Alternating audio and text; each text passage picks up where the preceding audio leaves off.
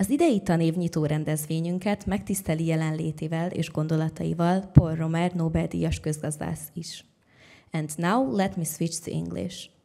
So we have Paul Romer here with us, economist and policy entrepreneur, co-recipient of the 2018 Nobel Prize in Economic Sciences and university professor in economics at NYU. He has spent his career at the intersection of economics, innovation, technology, and urbanization, working to speed up human progress. He received the Nobel Prize in Economic Sciences for his work integrating technological innovations into long-run macroeconomic analysis, which integrated ideas and innovation into economic models for the first time. Prior to coming to NYU, he taught at Stanford University's Graduate School of Business and the economics departments of the University of California, Berkeley, the University of Chicago, and the University of Rochester. On behalf of the MCC family, I feel honored to have the opportunity to invite you on stage. So, dear Paul, the stage is yours.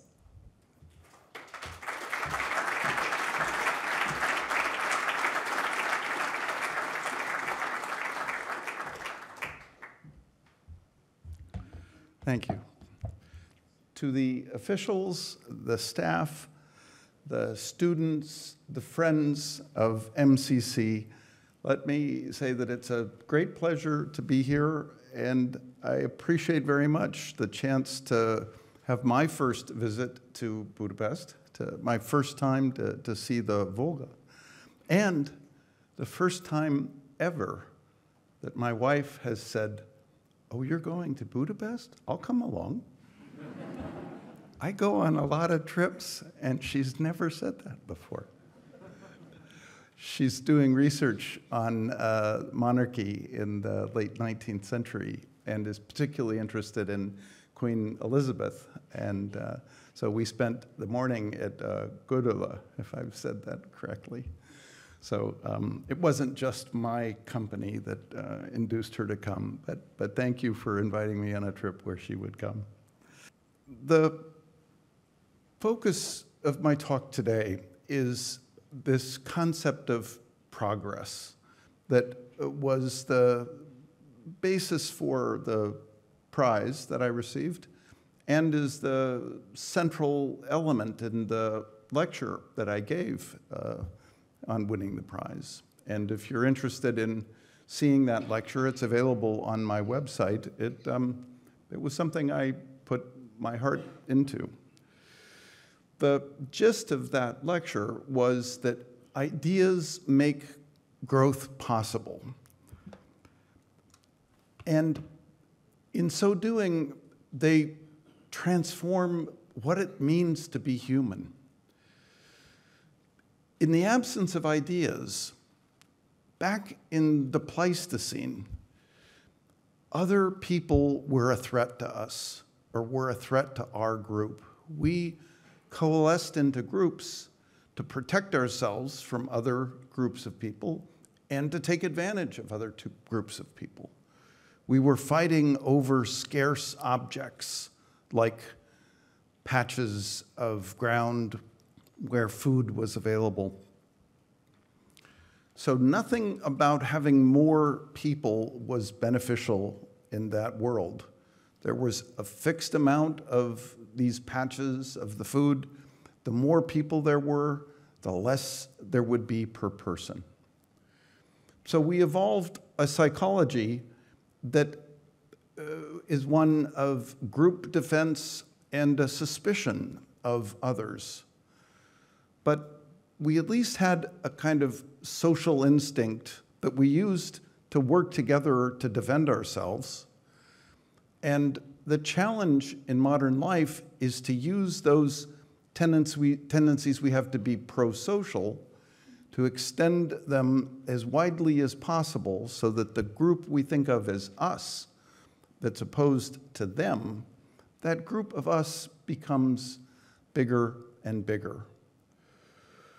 The reason it makes sense in the modern world to think of us as a very big group, potentially all humans, is that once we have the capacity to discover and share ideas, other people help us rather than hurt us. When there are more people around, it's true that there's less of every physical resource per person, but other people will discover new ideas, and we can share in those ideas. We discover some, they discover some. We both get the benefits of ideas. And this is what makes ideas so different from objects, from an economic and social and even moral perspective. Ideas mean that we can all be better off, and we're better engaging with other people.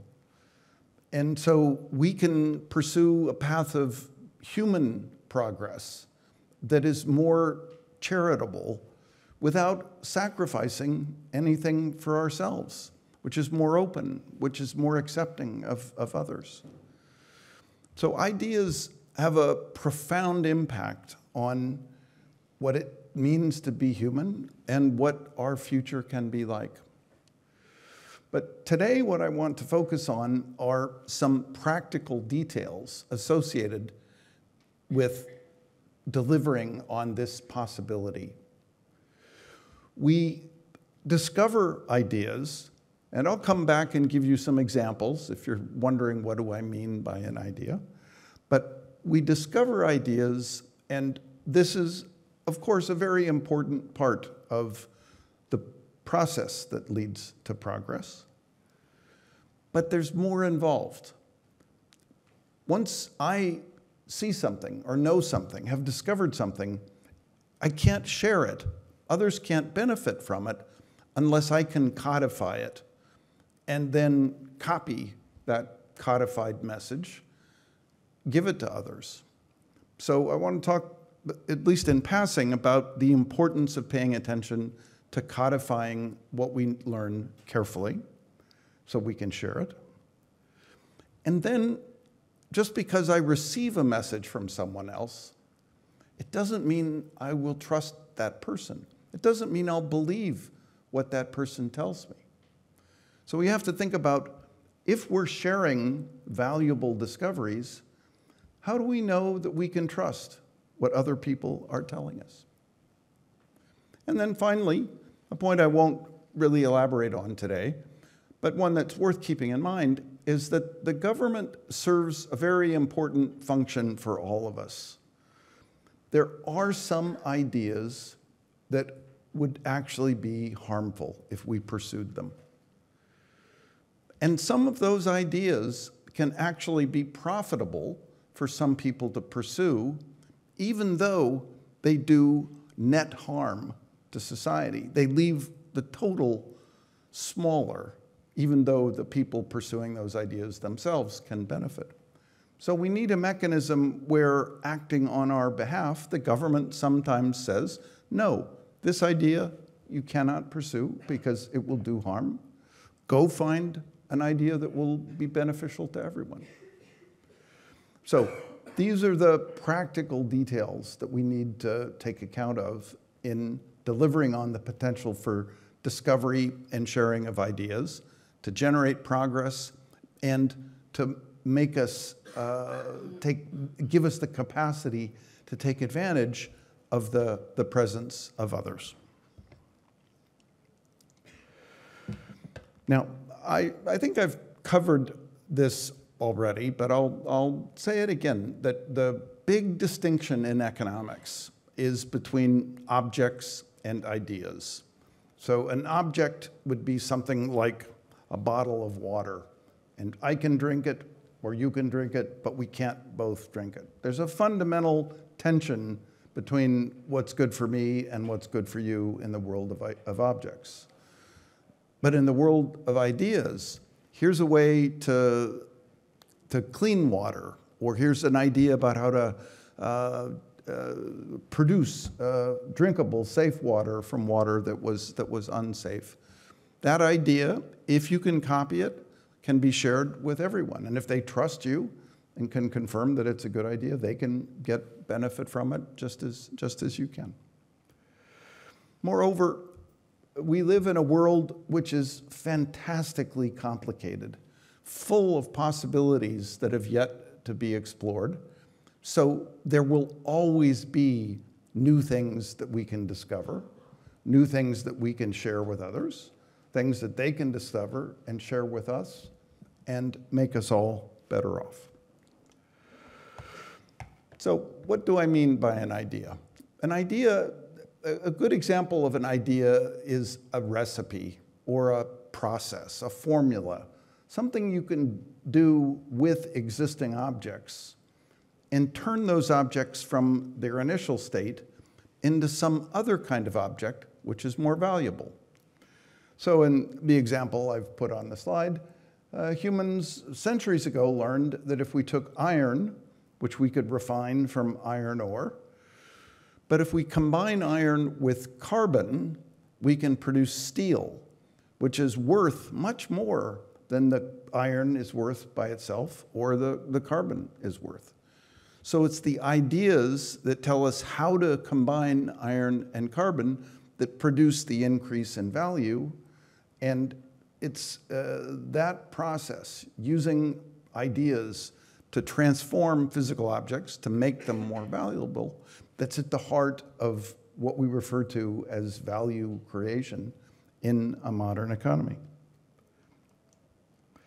Now, on this point about how many ideas are there, if you think about just any simple calculation, like how many elements are there in the periodic table, like carbon and iron? Well, let's say about 100. How many mixtures could we make from 100 elements from the periodic table? Well, that's 10 to the power 157.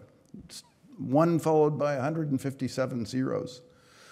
The total time since the Big Bang created the universe is only 1 followed by 20 zeros.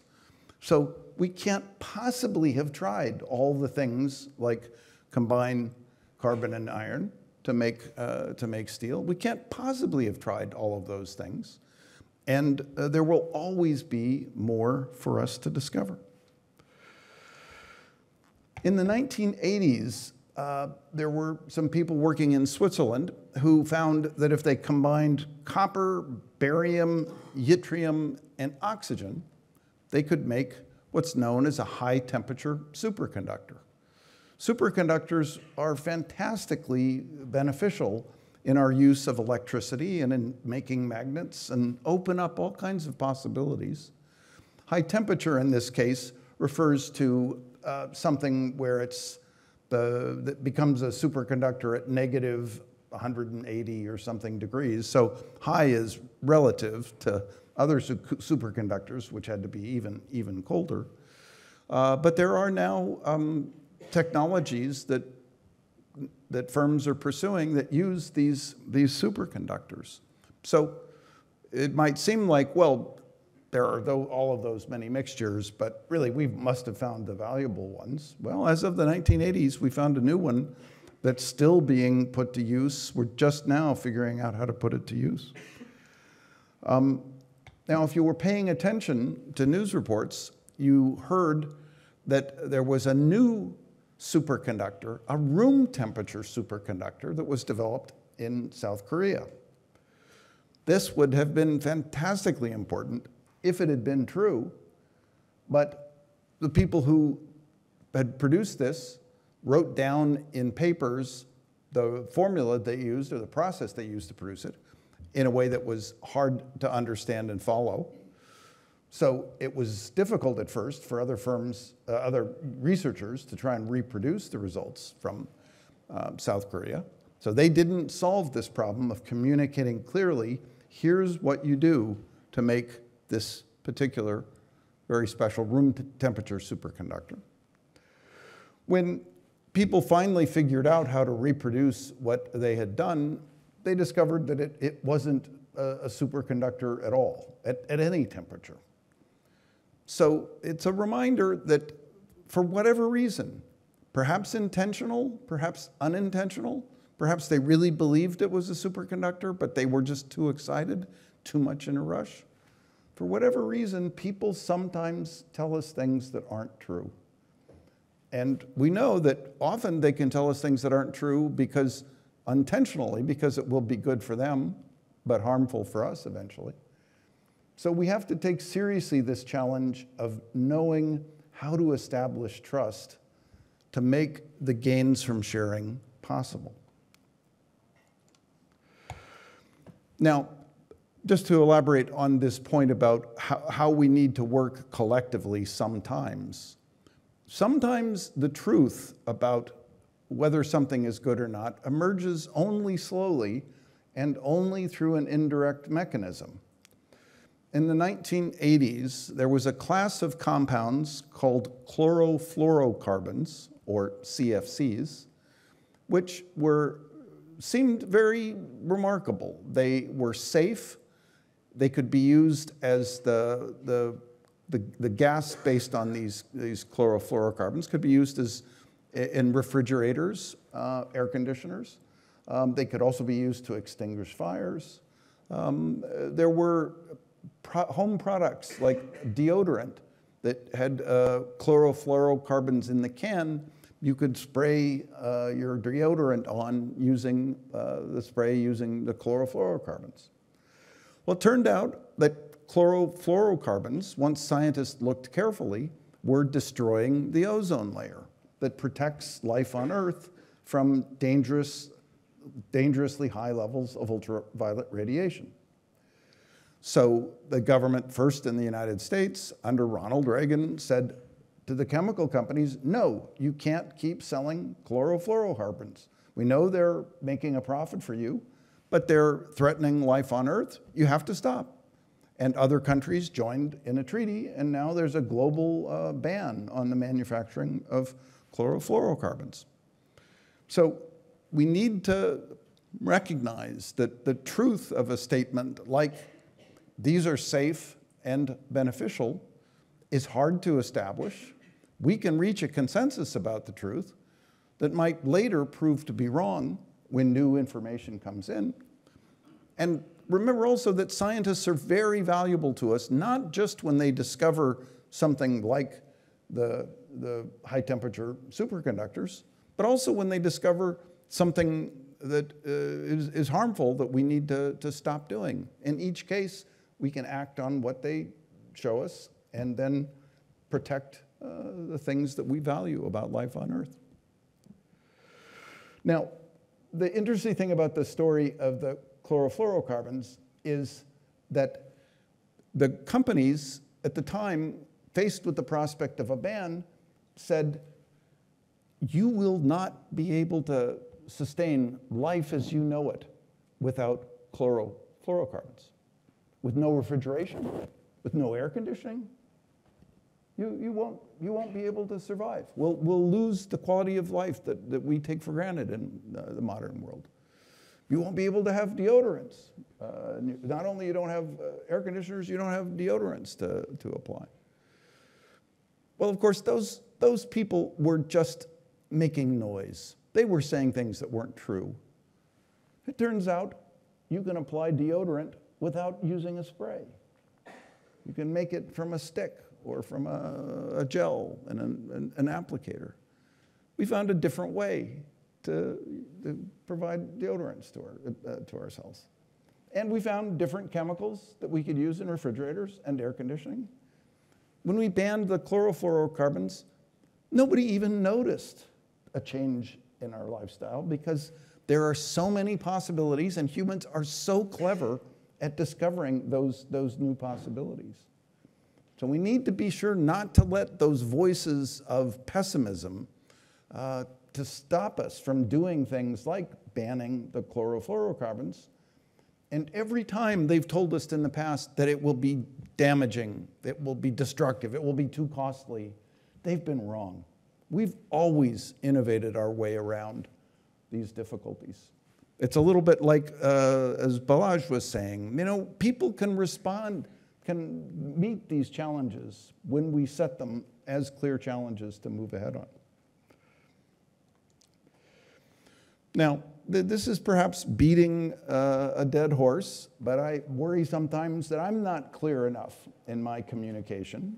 So let me be very clear that that an idea is something that starts in the brain. It's in the neurons.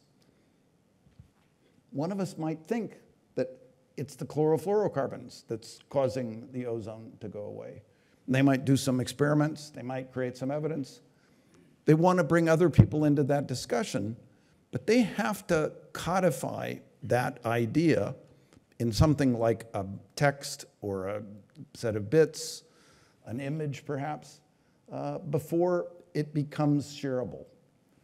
And then in that codified form, we have things like photocopiers or now digital media where we can copy at virtually no cost and share what's in our heads. So there's a process of codifying knowledge, codifying ideas, and then decoding it so that someone puts it back into neurons in the brain where they can play with the idea. The problem with this dynamic is that the people who codify make the choice of how much work to put into codification, and they determine whether or not it's easy for someone else to decode or not easy. So, and then I got my order slightly wrong here. Separately, we'll come back to and talk about this question of if someone understands the message, a codified message, do they believe it? But put that aside for a second. Yep, I guess I just deleted that slide. So the slide I deleted said the following. If you're codifying a message that will go to, say, 100 people, or maybe 1,000 people, maybe millions of people, but just take 100. If, in my case, I think to myself, if I spend 100 minutes trying to refine that codified message and manage to save just 1 minute for my readers, if I have 100 readers, I've reduced, or if it's exactly 1 minute and 100, I've just broken even in terms of the total amount of time that's required to communicate an idea from one person to 100 others. So I encourage everybody to think about all of the ways that you could spend a huge amount of time slightly polishing, test and revise, try again, test again. All the time you could put into communicating more clearly and save just a little bit of time for others. And how important it is to commit to that as just a principle, a point of character that you live by, because if we all do this, we'll all understand each other much better. And I've never been in an organization where people put enough effort into codifying clearly to then save time for the people who have to decode it. But now, let's move on to this question of trust. If it's codified in a way where I can understand it, how do I know if it's true?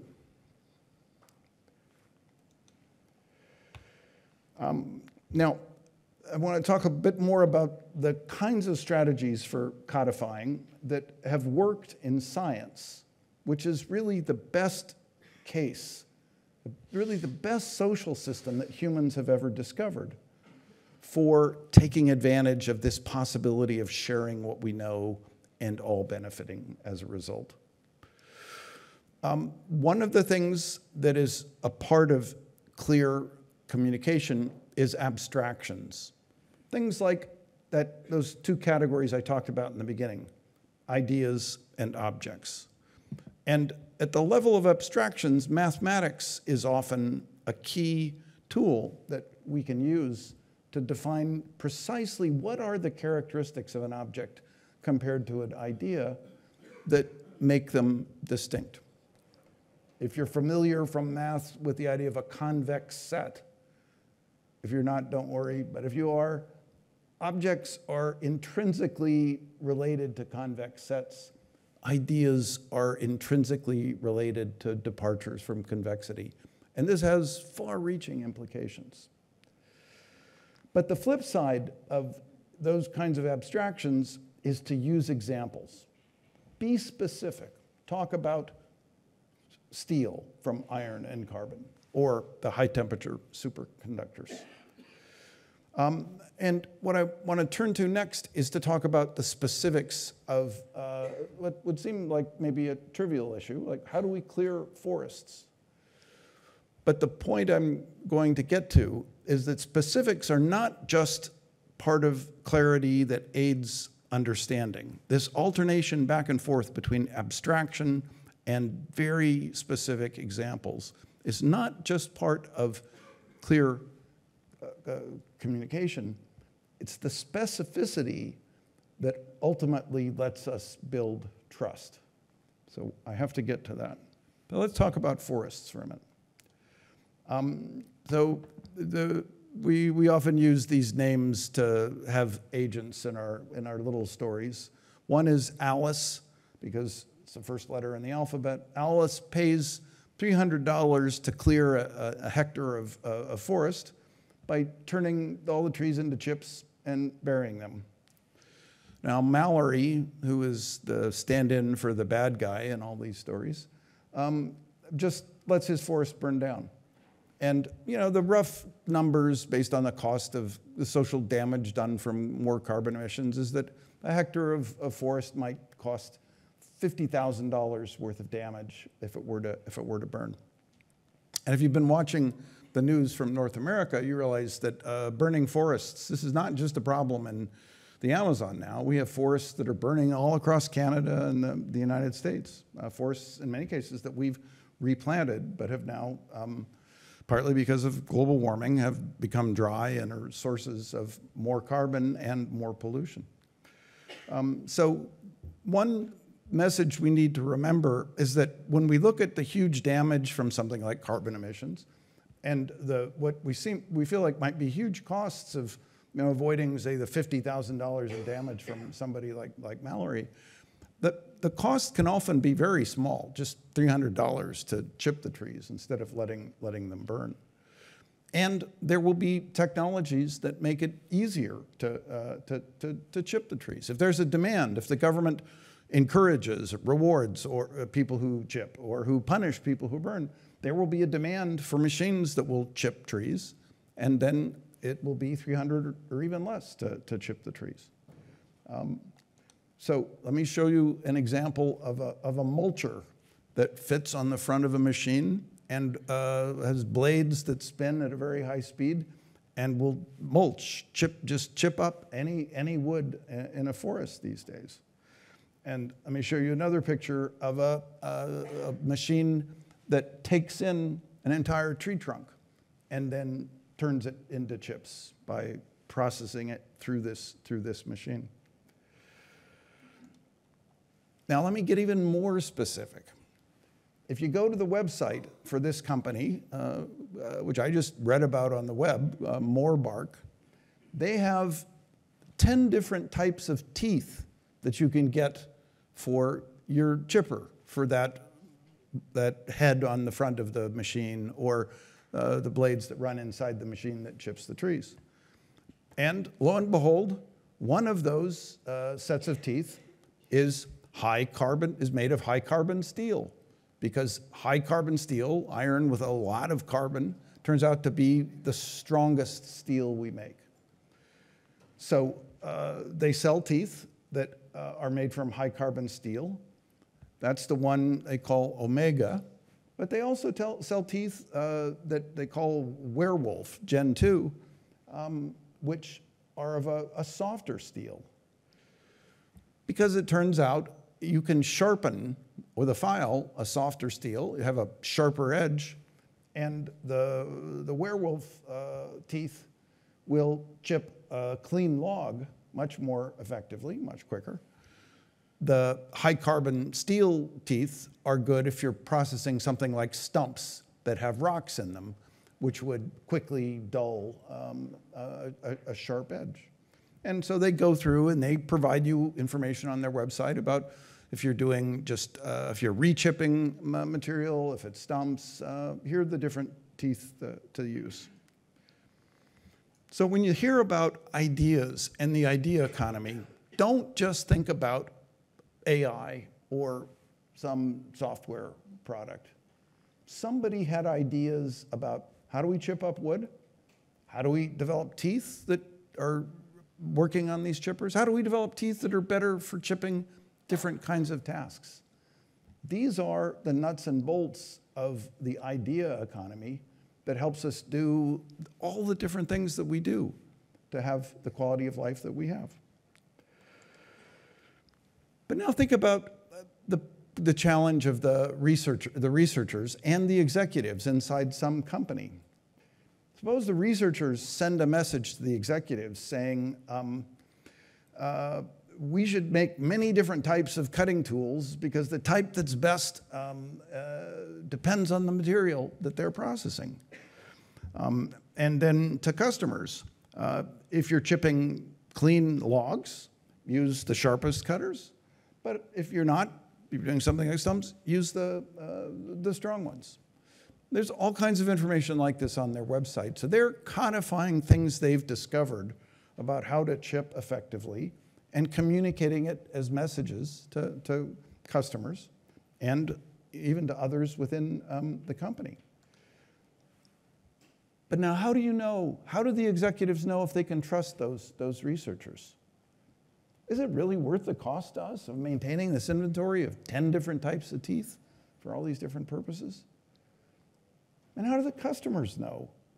Are they just trying to get me to buy the softer cutters because they'll wear out faster and they're going to take advantage of me and make me pay more for replacing all the teeth?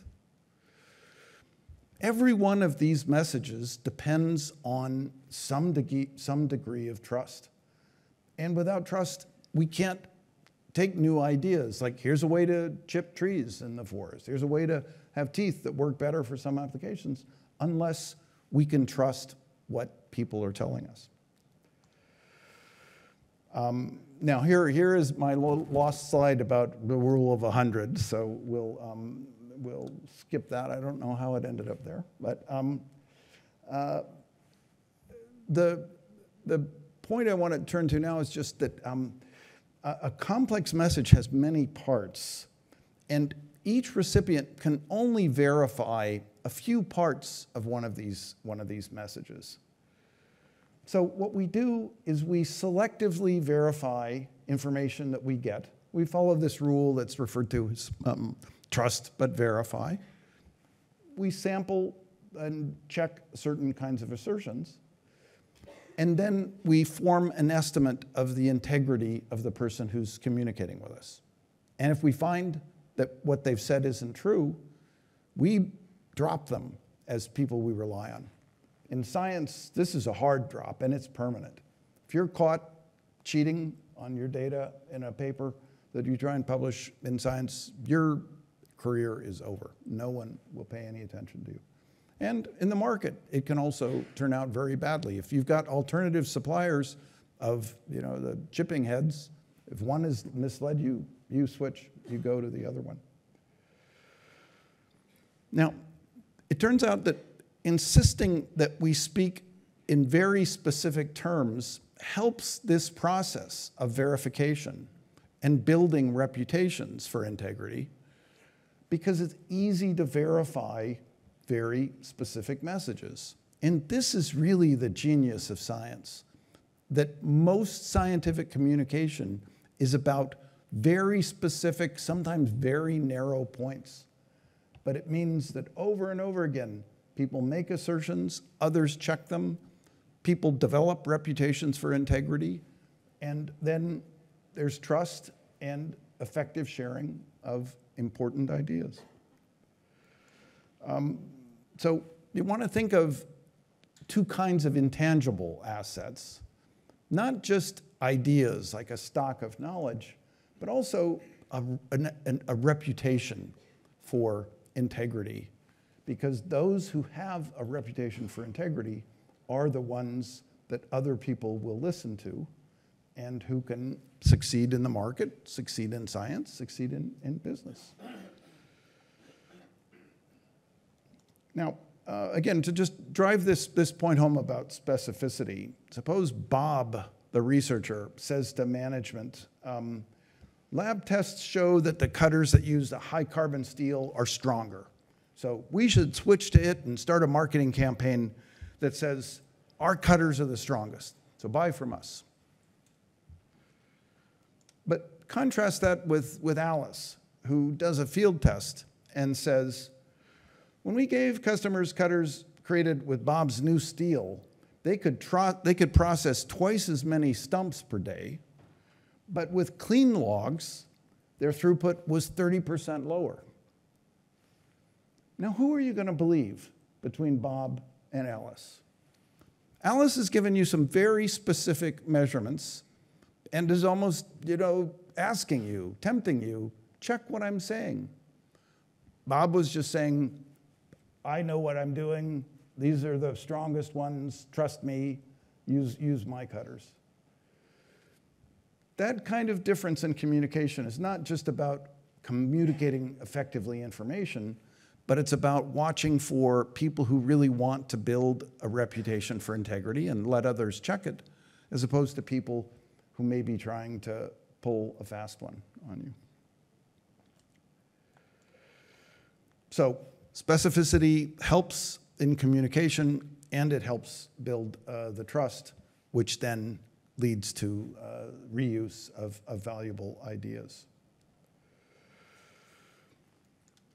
And if you're interested in this, especially those of you who are students early in your academic career, there's a very good book called The Knowledge Machine by Michael Strevens that I recommend very highly, because he gets to this point about what is it that made science succeed?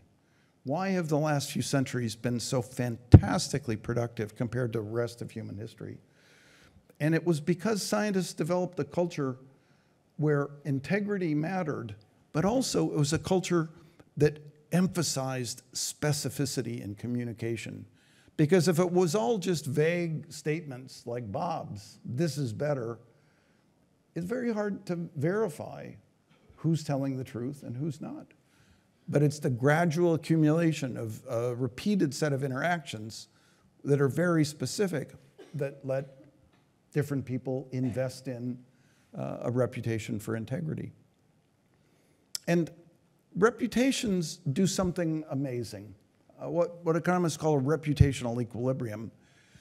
It makes us better than we are. All of us, maybe not all of us, but most of us in the room occasionally give in to temptation and take a shortcut. We may not say everything that's fully true when our spouse asks, did we do all the dishes? We may not, did you walk the dogs? We all have a little bit of a tendency sometimes to shade the truth. But if we're part of a social system that involves specificity and verification, we try extremely hard. We put a lot of effort into making sure that everything we say that others will then verify is reliable. We don't take shortcuts. We don't act carelessly. We don't omit by just being careless and inattentive. We're very careful about our communication, and that makes us look like we're people who are truly saintly in terms of trying to make sure we convey accurately information to everyone else.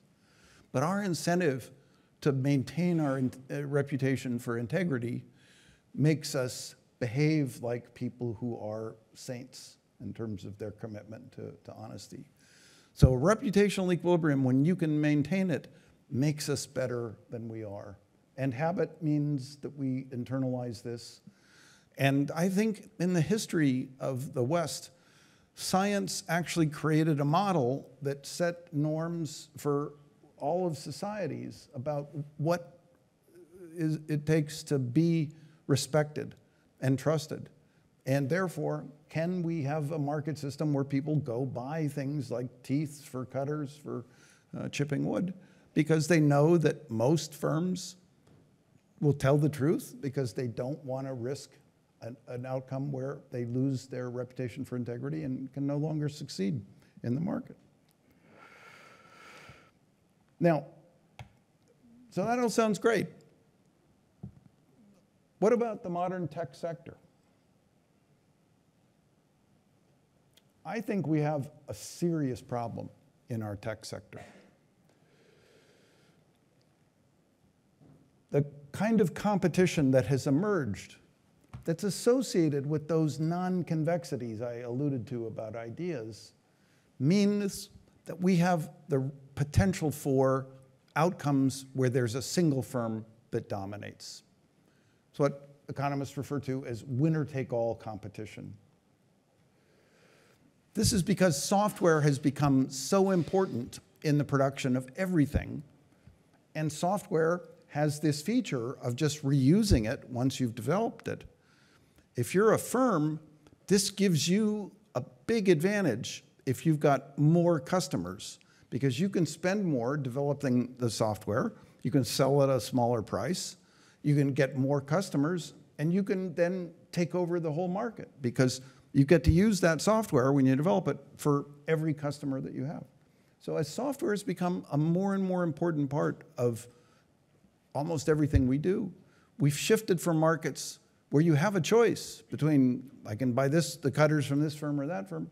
You know, we have providers like Google for search, Facebook for communication, where we no longer have the same kinds of choices.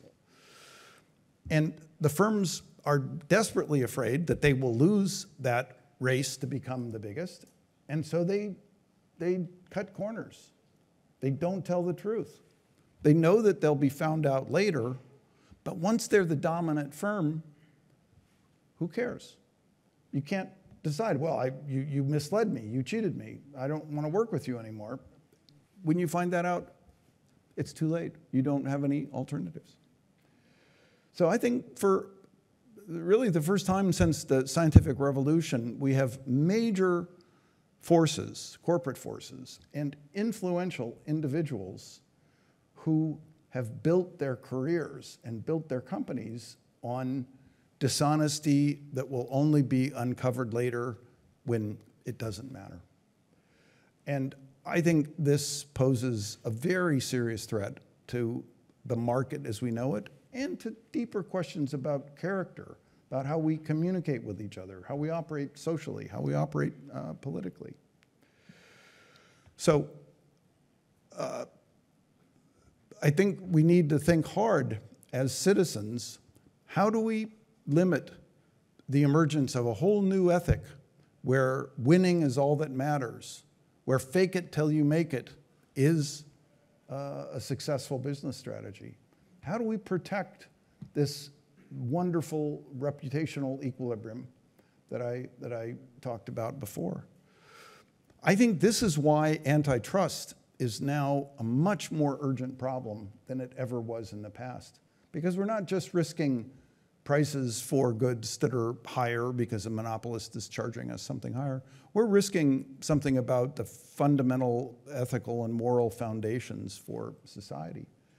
And this is the kind of thing where once it's gone, once there's a new generation that doesn't think you have to worry about getting caught misleading people. Anything that works is okay. Success is its own reward. Once that new generation has come up, it may be too late. Let me close by just saying that the new frontier for this is the AI systems. Large language models, as built into AI systems, can do some very remarkable and valuable things. They're new ideas that are valuable. Translation is a good example of what these systems can do. But a dangerous example are these chat bots that promise to give us answers to questions. Because these systems are skillful liars. They're persuasive liars. And I don't know what caused what, but we have a tech sector in Silicon Valley that doesn't believe in the truth, that has produced a whole new generation of goods that everyone's excited about, that are skillful at lying. Now, let me take a risk here and try and persuade you of this. What we're looking at is a chat bot built on a large language model. It's not the one that was developed by OpenAI, because I've tested this on OpenAI and I've gotten the same result. This is a new one that was released by Meta, the parent of Facebook, and it's available for use on the open market. If you go to a site called Hugging Face, get a free account, you can use this particular model. And this is a model which was designed to write code. So what I want to do is ask it a question about writing code. Live demos are dangerous, and this may not work for me. There we go. Let's see.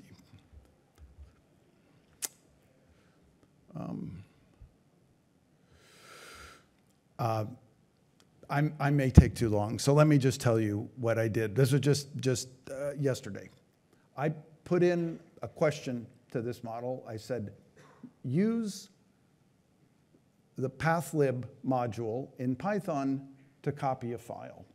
If you're familiar with Python, you know that there are various ways to copy files.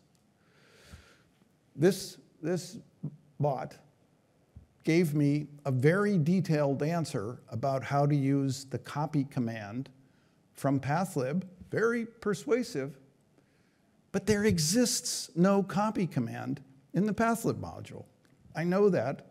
I know that I can trick all of these models into acting as if there is a copy command, and they all tell me to use it, but it doesn't exist. And they're very persuasive. This is the second time I've gotten this result. I went and checked. I tried to run the code that it gave me because I wondered, maybe I'm wrong. Maybe it's there and I just didn't realize it, but it's not. You get the code from the model, you go run it, it tells you syntax error. It doesn't work.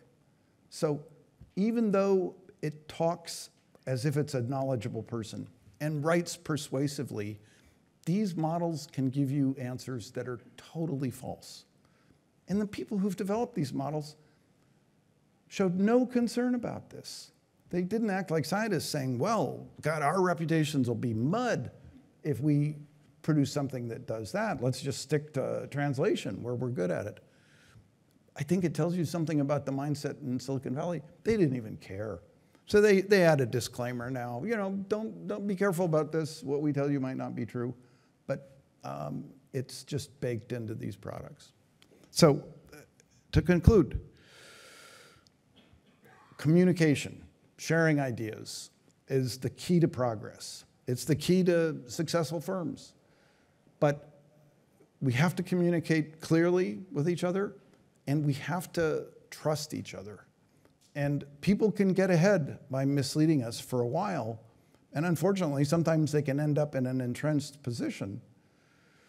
But our job is to tell our governments to do what they did with chlorofluorocarbons and say, don't let these companies become so big that when we discover that they're dishonest, we don't have any choice to go to somebody else. And if we do that, we can still have a world with the benefits of software and keep making progress. Thank you.